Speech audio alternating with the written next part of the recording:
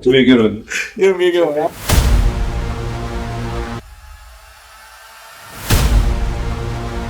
Definitely a different type of process. Cut down or freeze up.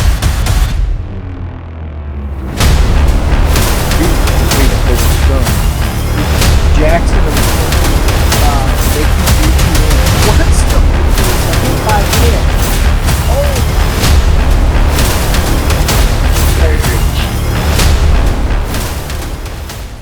hello everyone, welcome inside the Red Earth Production Studios for this edition of YBMcast Baseball Talk, powered by Game 7 Baseball, Game7Baseball.com. Game 7 Baseball, we had Dave Penning on the show a week or so, I think it was a week ago. Hey, the schedule is up. We previewed it, where they're going to be. Game 7 Baseball schedule's out now. Go ahead, start registering your team.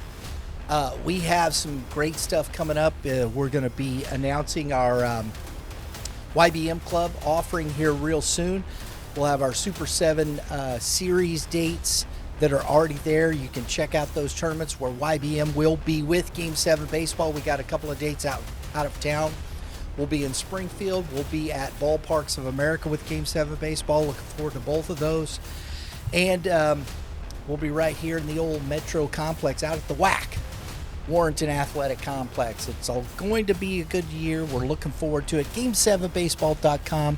Go ahead and start registering. Take advantage of your discounts as soon as possible. The big one, we're back with it. I'm looking forward to it. 14U Super 7 Invitational. We had 28 14U teams last year. It was a lot of fun. We're looking forward to that one again. So we'll be sending out those invitations.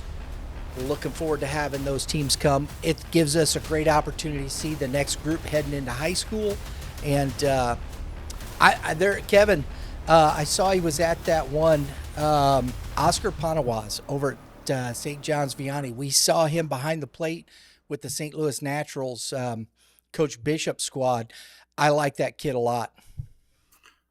Yeah, another good young talented player heading to Vianney. Imagine that. Bonus. Yeah. But and that's what's cool about this. We get to see these kids and early and where they're heading to high school. So looking forward to that. Hey, look, you want to follow us online? Follow us on X at YBM. Come on in, Coach. _ lowercase cast on Instagram and Facebook. You can follow us at Youth Baseball Midwest. And of course, today on the Prime Sports Call Link, I got two guests. First, we got Bryan Harmon, Executive Director of the Missouri High School Baseball Coaches Association. And also Kevin Mulder, Prep Baseball Report. Guys, Coach Harmon, thanks for joining us. First time we've had you on the show, right? Yes. I visited a little bit at the Final Four last year, but first time I've been on the studio show, yeah. Absolutely, and got to know him a little bit more at the All-Star Games. It was a lot of fun there. Kevin Mulder, as always, good to see you, buddy. Yes, sir. Glad to be here. And just walking in from the Florida beaches. Oh, wheels are spinning, man. I'm on the ground. I'm good. Sorry for being late. No, you're all right, Coach. Head Coach Tony Perkins. Folks, Prime Sports, make sure we got November 15th. If you want to check out the new bats, right? Everybody wants to get a look at the 26 bats, right? Absolutely. See how loaded they are. See if you can hit one further. You know what I mean? Yeah. It's a good thing. That's what I'm saying. This is your chance to do it. November 15th, Prime Sports in Fenton, Missouri. Come check it out. We'll be there. We'll be doing some video. We might even get some opinions on these bats. You never know. I might even get in the cage. I swung some last year. I did. I got in and swung some last year. It hurt. Yeah. It hurt, but that's okay. Felt good. I like that new Tucci bat. They got into the aluminum business. Yeah. I don't even think you can call it aluminum anymore. Can you guys? I don't know. No? Yeah. I don't know what they're calling it now. Yeah. Are they metal? of some kind, I guess, right? 2-piece, They 1-piece. ought to be platinum as much as they cost these days. Yeah, No that's kidding. right. Gold bars. That ain't no lie. So, hey, but come on out. It's always a fun event. This is the third year we've done this. The bat demo at Prime Sports. Make sure you check it out. Also, guys, we've been doing this here recently. I've got the answers right here. I think this is the first year, according to that. But our trivia question, we're not going to answer it right now. But we're going to, since we have the fellows from the Missouri High School Baseball Coaches Association, who are the first three inductees into the Missouri High School Baseball Coaches Association. Kevin, do you know? Is this the association or a Hall of Fame? It's the Hall of Fame.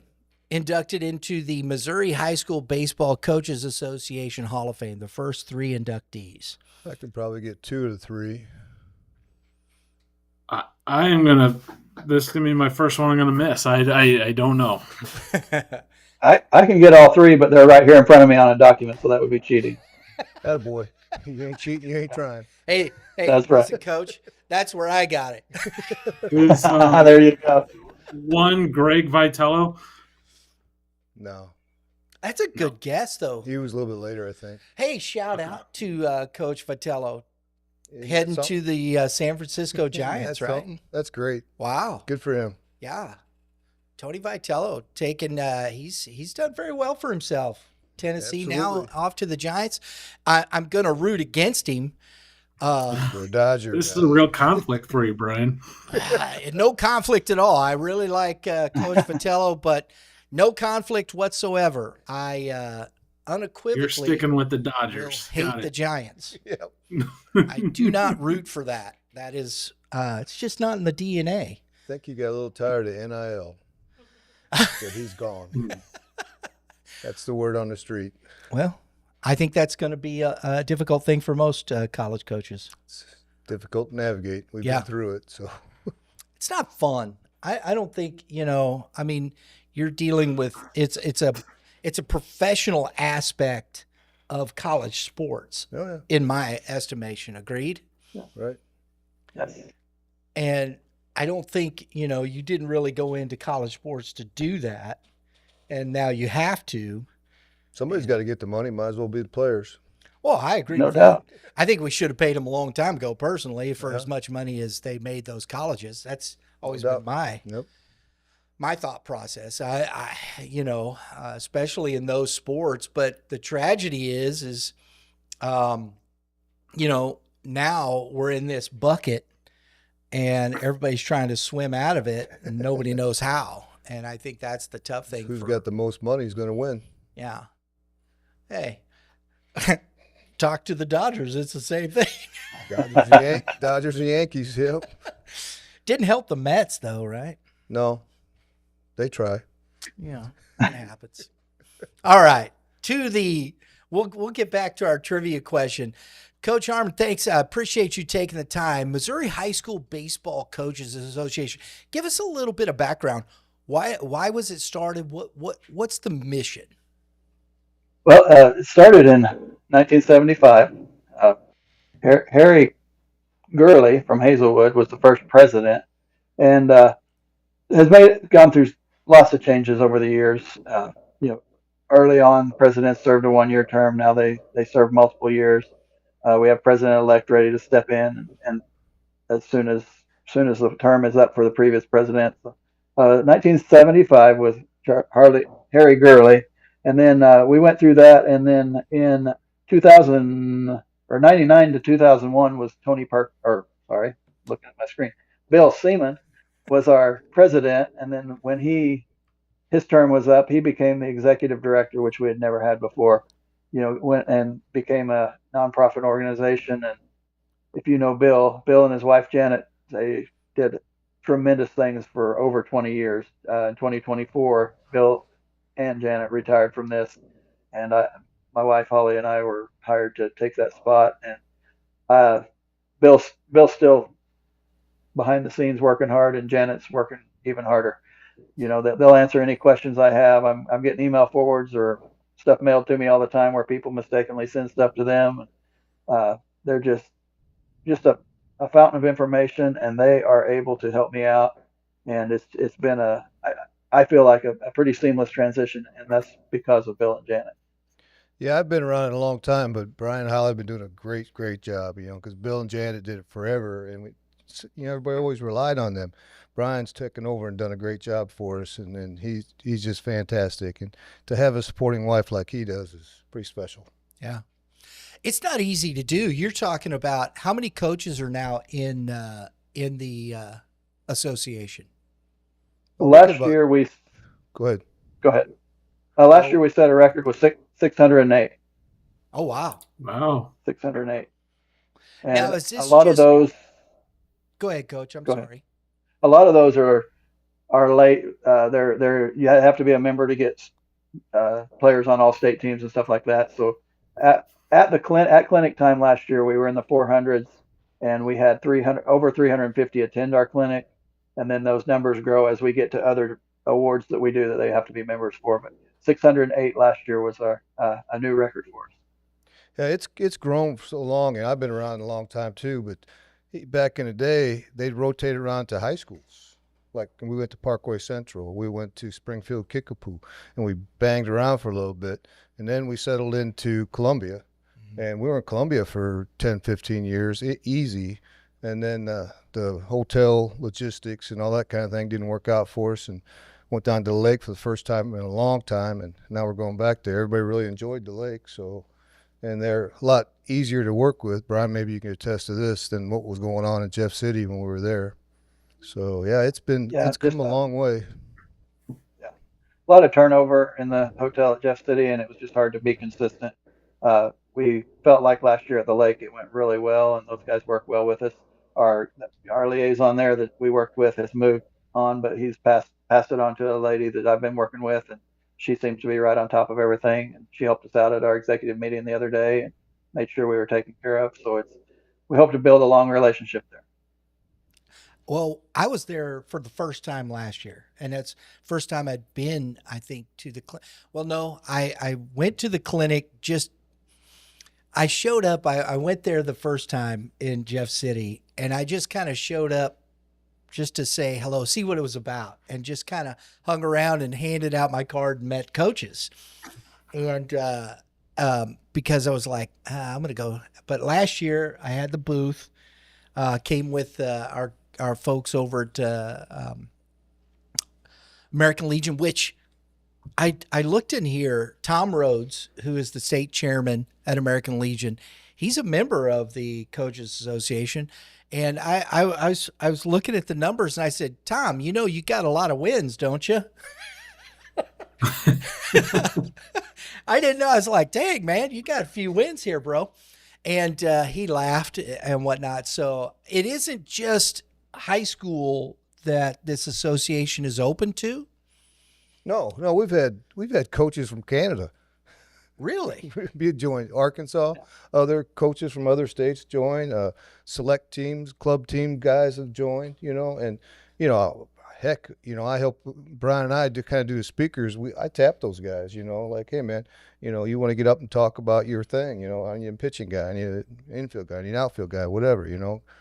Kevin, did you speak in it one time? I did. Yeah. See, that one year About 5 years ago, 6 years ago. Yeah, I had every one of my kids' college coaches speaking. So, yeah, we try and mix it up because it's cool to have high school guys because, but a lot of those high school guys don't want to share their information, whatever.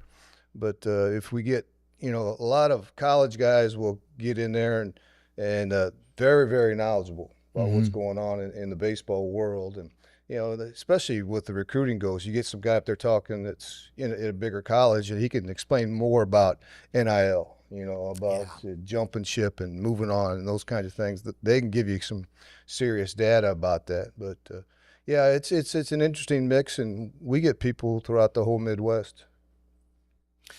Kevin, you've been around coaching a long time. You spoke at this. What do you think the importance is if you're a coach and you're a young coach? What's the importance of an association like this?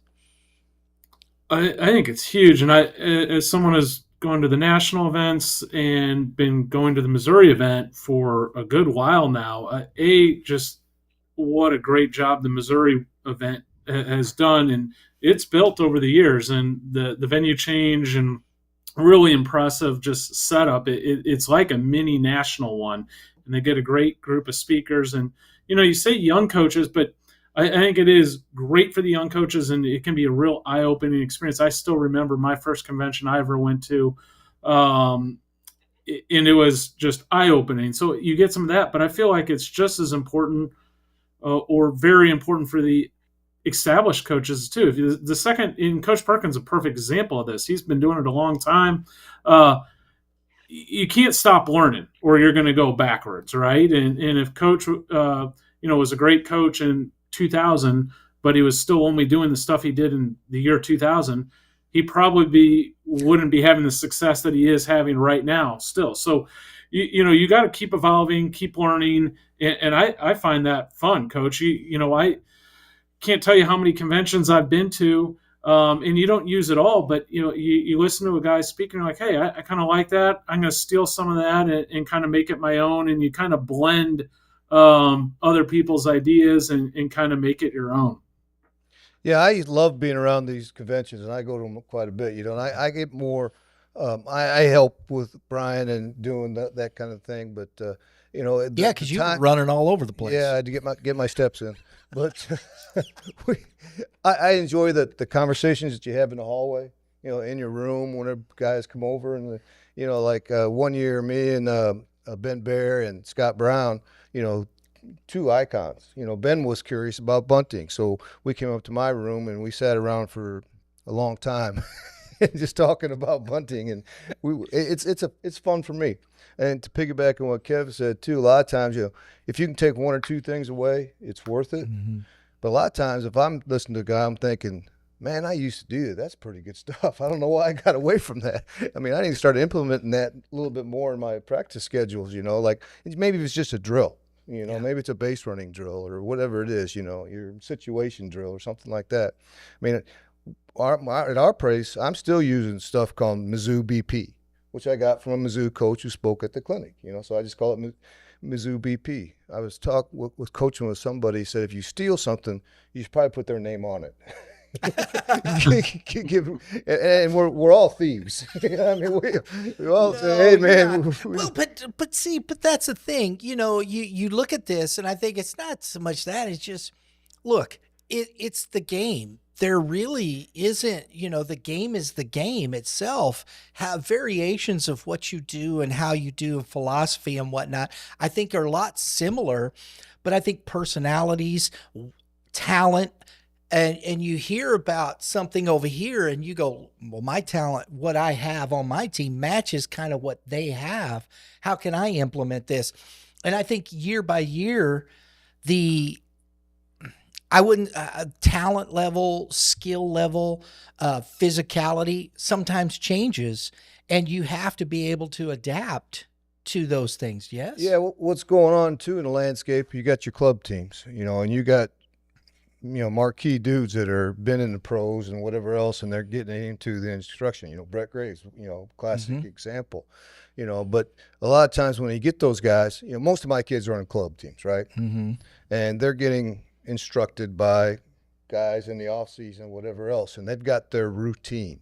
That's my biggest, where I got to spin my head around that one. How can I make that work for my program? Am I going to be the hard guy that says, no, we're going to do it this way? Or are you going to be a little bit easier and say, okay, you got your thing, do your thing, just make sure you're good and ready. Which happens in the summertime anyway. I mean, all those guys are on their own. They go do their thing, get ready, boom, they throw their 90 pitches, and then they're done. So that's something you have to wrap your brain around a little bit. Interesting.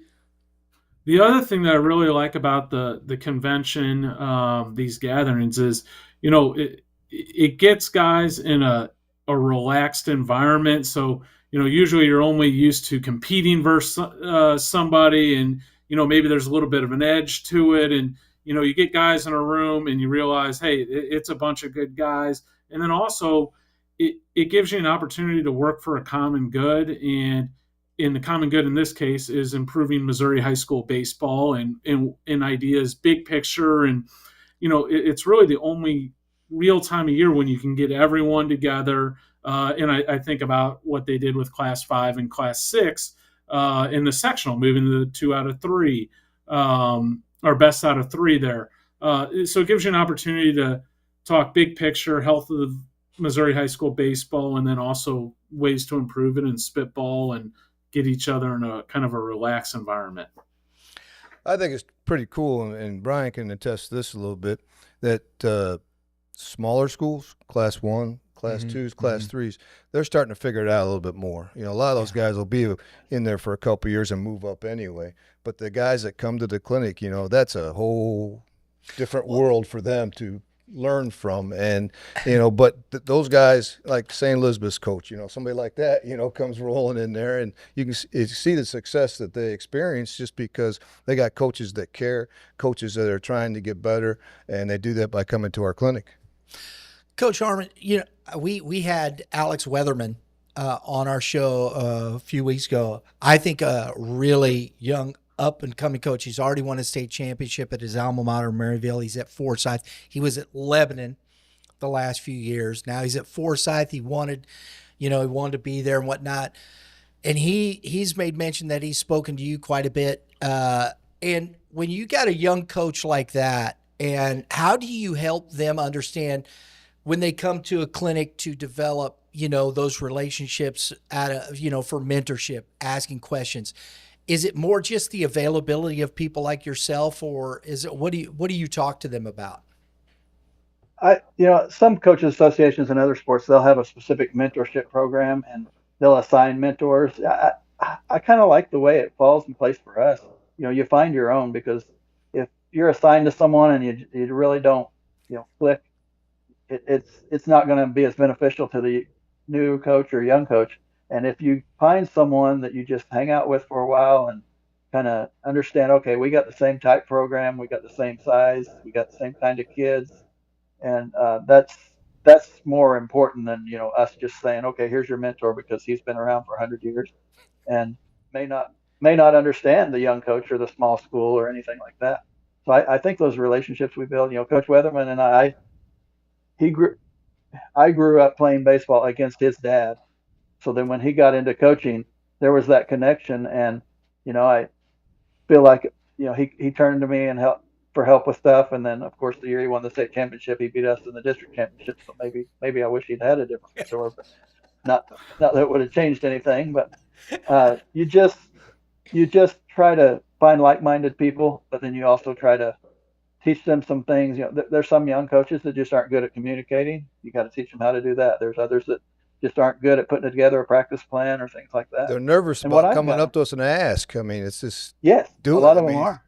I enjoy that more than anything else. I like the round table discussions that we have every now and then. That's a blast. Yes, yeah, and it breaks those there like that. That will break the ice, and then a coach feels like they have a reason to come talk to you and ask. I know a good coach in our area, Class 2, spent time hanging out with Coach Perkins and his crew, and next thing you know, Perkins is driving to Southwest Missouri to talk to that guy's team about how to be successful and what it takes. Yeah, Purdy, Missouri. We tend to play a little cards.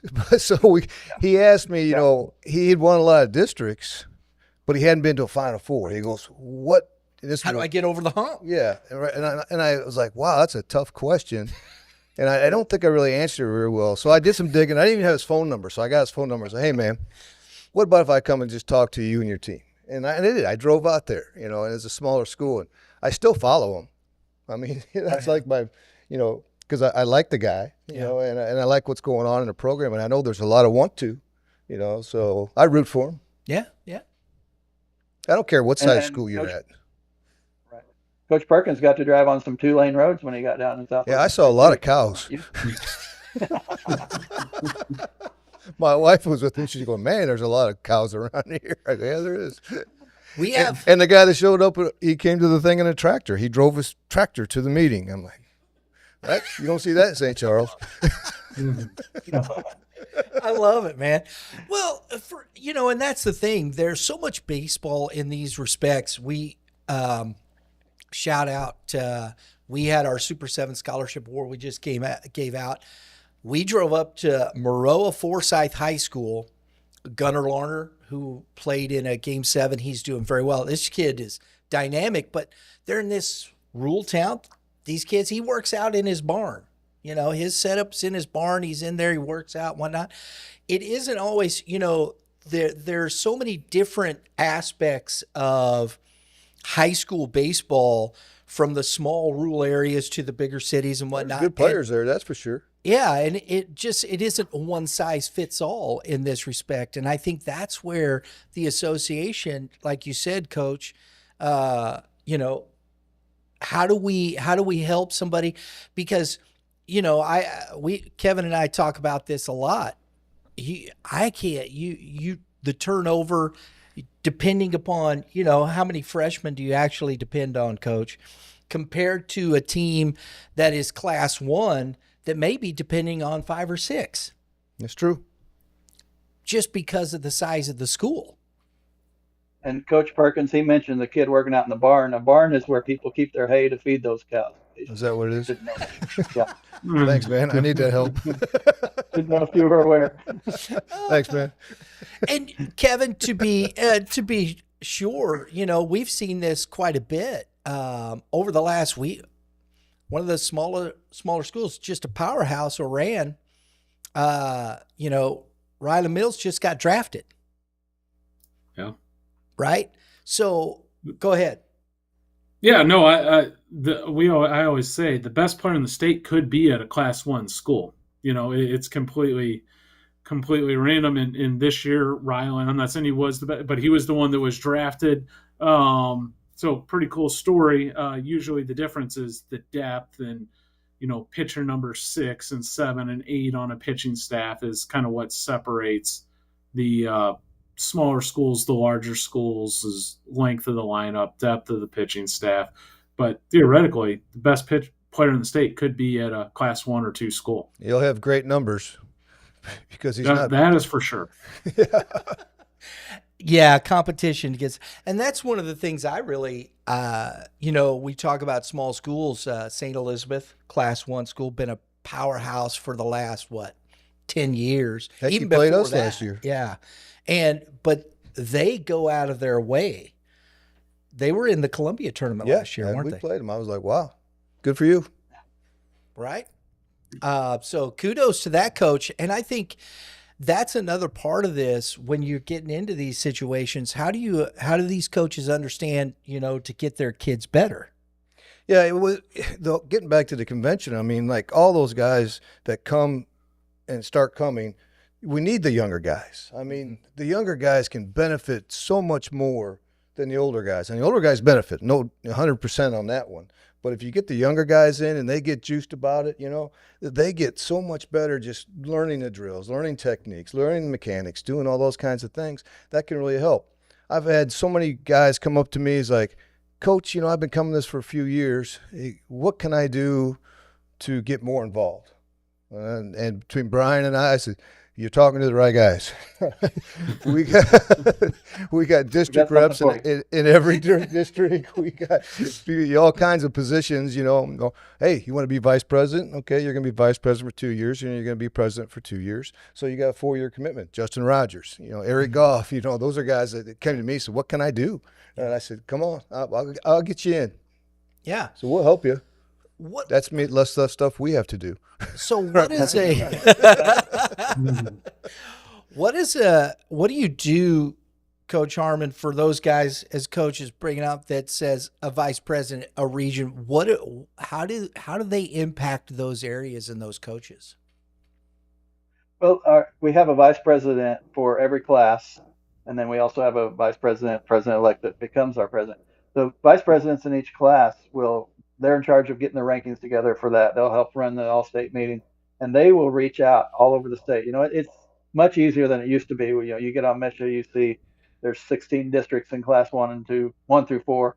You try to find the coaches there that will be involved and that will help you with the rankings, help you with and then those guys, a lot of times they'll get hooked on it, and then they'll want to say, okay, what can I do to help? How can I step in? And we've always got things we can help. And what's always funny is the early rankings when they come out, you won't get any help from certain areas of the state. Well, then people from that area of the state start saying, "Hey, what we might ought to be ranked, or someone around here." Okay, well, start getting us information. Then before you know it, more people are involved simply for that reason. Then Yeah, we by the we end of used the to, year, our rankings are more accurate. right. The all-state thing. I mean, now it's, you got to be a member to nominate your guy. I had numerous phone calls when it was different to that. Like when I was like the only guy from St. Louis going, and that's impossible. I mean, I'll do the best I possibly can, but we miss people, So then I got down my patent answer: is your coach a member of the association? Because that's the person that can nominate him. Nobody else can nominate him. You have to be a member to do that. So that's why we're getting more members, I think. And once they get involved and they pay their fees and whatever else, it's like, well, maybe I should go to the clinic. Well, duh, yeah, let's go. Yeah. And I've got an email that when someone registers, and if they just register membership and not the clinic, I've just got an email that I've got. It's pretty much copy and paste. And I said, "Hey, coach, I got your registration. Glad to have you. If you decide you want to come to the clinic, let me know and we'll get it taken care of." And we'll pick up extra guys like that aren't, some of them are just, well, I don't know if I can come yet because of scheduling, and that's how they get there. I think that's, it's the toughest thing is Kevin and I, we talk about this quite a bit, but the rankings, and that is tough. The small schools. That's a big deal. It was crazy trying to, and I understand information. That takes up most of my time, as I'm sure Kevin can attest to. Just trying to find information, Kevin, is sometimes difficult, especially in those smaller schools, right? I don't know how you guys do it by yourself. I mean, we're looking at 17 guys in each class providing input. I mean, and then we'll get the teams and whatever, and then you just throw it in and you pull up your numbers, and then you got your rankings. It's fair because we have everybody throughout the state. Everything is covered. You guys doing it by yourself? I don't know. In fairness, I don't do it by myself. I just make the decisions by myself. I have a lot of resources available, and I do, check in and see a ton of games. But, that is the one nice thing too. Is I'm sure you see some of this. It's truly an unbiased opinion, and the one thing that is tough about doing these rankings is, and Coach Perkins is a little bit of an exception because he's playing in all comers in all different parts of the states, but there are some coaches that only see the teams in their area and then don't know what the team in the Northwest looks like, or the Southwest, or the Central, or whatever region they're not a part of. So that's where it does get tricky for some of the coaches that don't travel around a little bit. Yeah, we go to all state meetings, and it'll be a guy's hitting 450. I'm like, how can we, pass over this guy? And then other guys in the room, we don't have too many smaller schools in our area that are, don't see it, but they say they don't play nobody. You hear that right away, and that say, okay, now I got to consider that, like where we play every big school in the state, and our numbers are going to be legit. And if I got a guy hitting 330, 340, I'm happy. Right. Because that's just the people that I'm playing all the time, But if I take my guys and throw them against play in a class 1 and class 2 and class 3 schools, I'm going to have some 400 hitters, just because the talent wise. You got to look at more than the line score, coaches, right? Because if you look at if we took the names out of it in the schools and you just looked, this guy's hitting 347 with 8 doubles and 3 homers and 12 stolen bases, and you take the other guy that's hitting 487 with 7 homers and like just slightly better numbers, but then you factor in who's playing who, like that is what size is a field?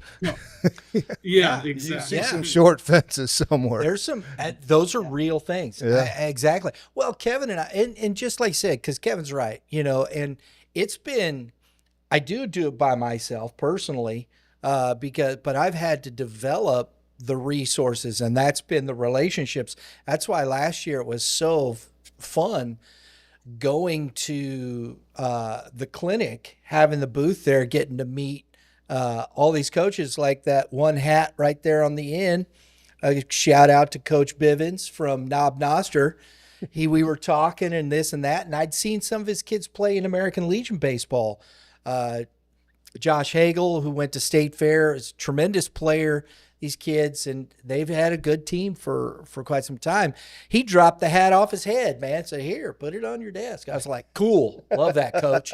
And so those are things. And the other one, they have ZE, or they have the Fort Zumwalt West one. It's over here, I think. Coach Goff took that off his noggin and dropped it on the desk. So I appreciate the coaches. I didn't know you were doing that. When I watched one of your podcasts, I came running up. I said, "You got to have an FH up there, baby." That's it. I got coach now. I got to send you a hat. And I'm You like, got to be right cool. in the middle. I didn't sit the West one in front of you, Coach. There's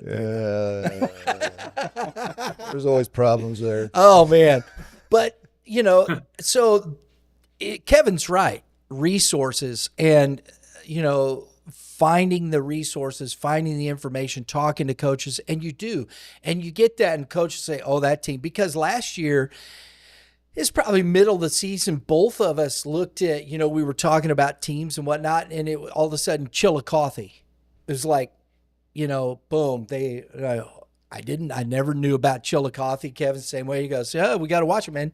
Boom, they win the Class 4 state championship.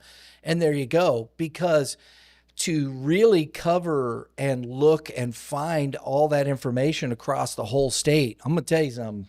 It's tough. It's like Blair. What's Blair Oaks? Are they Class 3?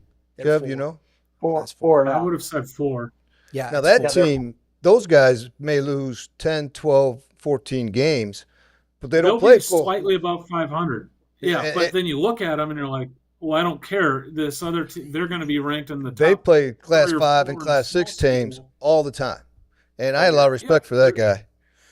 Absolutely. But you got to look at another that great schedule. thing is- yeah, it's the same thing we were just talking about with the All-State, like who to nominate. Records are not all equal. You don't just take the team that's 22-1 automatically above the team that might be, in Blair Oaks' case, like 18-15.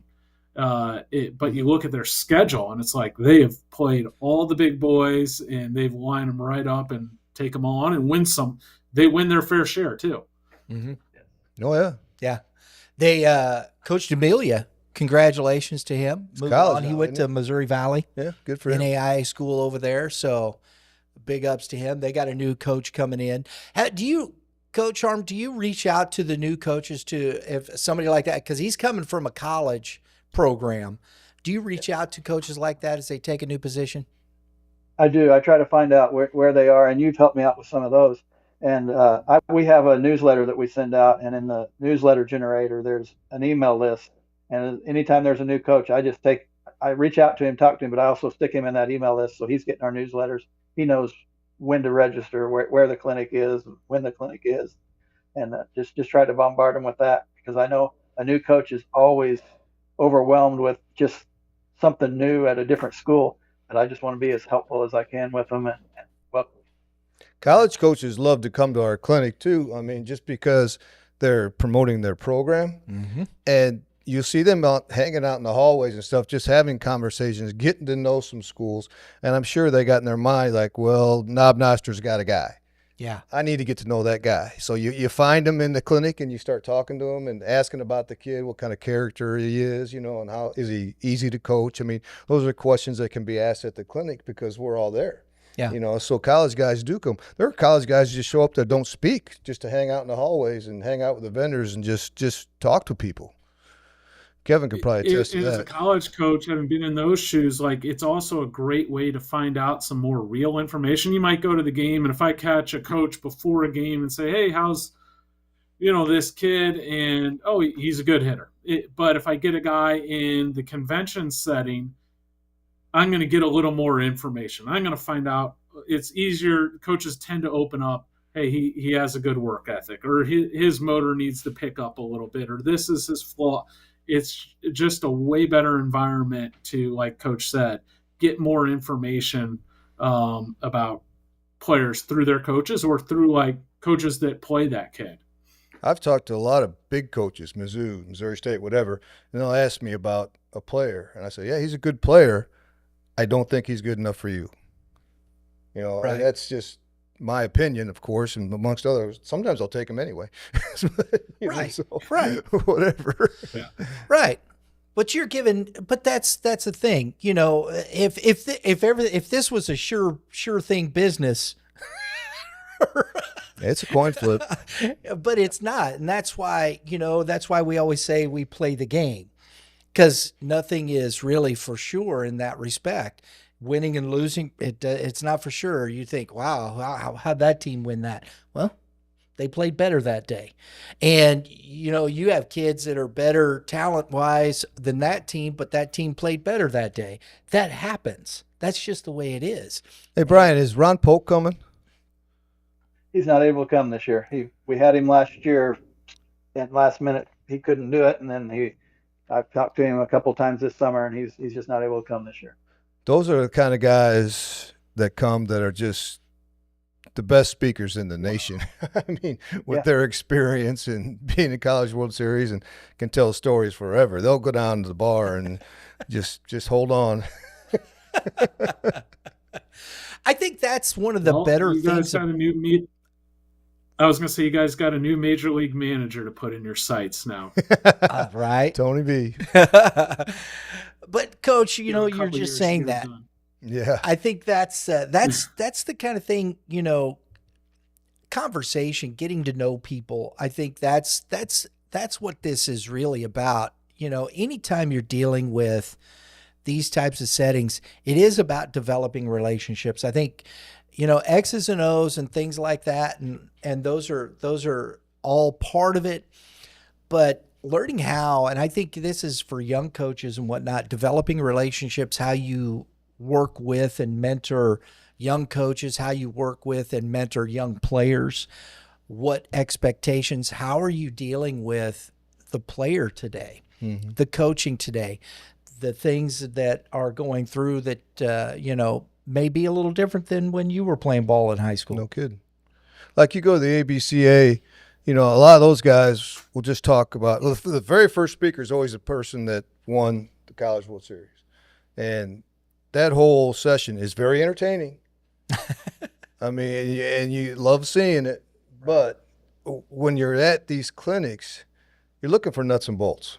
And most of the guys understand that. I mean, there's a lot of good storytellers out there and a lot of enjoyment there. But why the coaches are there is they want to know how specifically to do this. What do you do in practice? What's your time frame on this? What are you doing in the off season? I mean, how are you recruiting? I mean, whatever, all these things, you're looking for nuts and bolts. You got to come away with something. I mean, if you come away with the great stories, fine, take it and run with it. But nuts and bolts are important. Very good. Well, I will say one of the biggest things I got out of the association when I was still coaching, Tony mentioned the relationships. I made relationships with other coaches of programs similar to mine in other parts of the state, and we could schedule games that we wouldn't have otherwise scheduled. We're down the Springfield area, but Russellville up near Jeff City, Lucas Branson and I became good friends. Every year I would go to him and he'd find another team and we'd play 3 or 2 in a day. All 3 of us play. Or next year he'd come to Crane. We'd play 3 teams there. Michael Minner down in Charleston, several hours away from where we are. He came up opening weekend one year and played us on Friday. Went to another area school on Saturday and got a couple games in. And those are experiences our kids wouldn't have had of seeing those other really good coaches and good programs. And the year that Lucas Branson won the state championship, we weren't very good that year, but we had played them earlier in the year, so our kids had something to refer to. Oh, that's what it takes to be a state championship level league. Yeah, I had the same kind of relationships for a long time when I started the Midwest Classic, running a tournament. I mean, Iran played in it, and I had Ray Peck. I had, Blue Spring South, who's still in it, and I get some of those Kansas City schools, and I get some schools that are somewhere else from the relationships at the clinic, Hannibal came down last year, didn't they? No, not. They were going to, but they didn't. They didn't? Okay. No. So, I mean, I'm still looking for one team, by the way. So if you want to jump in, I need you. Come on. I don't care. There you go. I'm at 15. I need 16. But yeah, it's a lot of fun. And you get to know people. Like Iran approached me. They're class 1. We're class 6. And he said, we're pretty good. I said, great. He goes, "What do you think about us playing in your tournament?" I'm like, "I think it'll be tough." I said, I coached in the Class 1. I understand, Class 1. I said, if you want to make them better, you can do it. So they did it for 2 years. They came. So that happened at the clinic. We're going to do the trivia question now, Coach. We're going to let you give the answer here in a moment. Anybody? I know, Kevin, you already said. Dick Birmingham. Huh? Dick Birmingham. Charlie Gately. Those are two I got right away. Well, you got one of those two, Coach. Dick. Yep. I was around with Floyd those guys. Reed. Who? Floyd Reed and Jim Derry were the other two. I didn't know them. I know the other guys. So Floyd Reed, Floyd, who is that? Raytown South is where he coached, and Jim Derry coached at Oak Park. And Oak 1990 was the first year, so we're talking 35 years ago that first class. Yeah. So Oak Park was a powerhouse, man. Yes. Yeah. I tell you, I looked at, that's the thing I do. I research and I look back through the history in Oak Park. Albert Pujols. They won some championships. We played against them. So Final Four. Dick Birmingham, where was he at? Springfield. Hillcrest. Hillcrest, that's No it. kidding. Wow. And he was really a clinician as he got older, and he did Legion. Yeah. And then he kind of ran around to all the clinics and wrote a book, and good speaker. Yeah. Tells a lot of good stories. There you go. Yeah. Always fun. Always fun. Kevin, I didn't have any of those, but I had to cheat, so don't worry. Okay. That could have been multiple choice, and I wouldn't have got it. Me neither, man. Me neither. So, but I think it's cool to look at the history, and especially now I got this when I was at the clinic last year and started looking at the names and the different people, and Tim Edwards and Rick Ringel, Justin Tao got inducted this year. That's a pretty good group of guys. All deserving guys. You Yeah, I'm kind of chairman of that group now, and it helps. We will meet at the clinic. We have an exec meeting, and then the Hall of Fame meeting will meet, and we'll choose the guys for 2027, I guess, right? Do you guys award a coach of the year as well or not? State champ. State champions of each class, yeah. Okay. That makes sense. And Sometimes that's not merited, but right. sometimes you got a guy coming out of nowhere. It keeps it cleaner, I guess. It makes that part easier, but We've done a player of the year for several years throughout the state, a single one. And the Each last class. two years, we do one for every class. And then last year, we voted among those 6 to pick the overall player of the year at the executive meeting. And Coach Perkins may not know this; he wasn't able to be there, but we decided we're going to recognize all 6 of them this year because every one of them is very Absolutely. deserving. And we're gonna have an award and invite all 6 of them. Cool. It's always hard to separate those. So, Coach, I want to know because up to that point you had over 600 wins, 650 wins. What's your number right now, or do you even know? I'm a little bit over 7. That's what I thought. So that'll be because you're going to be joining Doug Jones from Mansfield. This Yeah, that's on the radar. That's on. That's a goal. Put it that way. So I used to. Congratulations on that, by the way. Thank Though you. that's quite a milestone. I mean, we go around at the banquet and go 500 wins. Everybody stand up. Everybody stand. When I was younger, I said, "Well, here come the dinosaurs." Well, now I'm the dinosaur. Exactly. Well, look, 500 wins. There's just a handful of guys. Clay, I don't know if that's Billieu. Baloo. Okay. Conway, Tim Hardesty from Crocker, Brad Mayfield at Blue Springs, Mike Russell, That's Lutheran before North, South. Yeah. Bob Swift at Lafayette, and that's been a while because Bob Swift was the coach the last time they won a state championship was back in the early 70s. They won 3 in a row in the first of that decade. Great guy. And Mark Vaughn from Mountain Grove and Jim Wolf from Ladue. Those are the only plus 500 besides you guys. There's other guys that got more, but that's where that is. It's a short list. It's not easy. If you got a guy that's a class 1, which I was too. what's the all-time? Play fall and spring.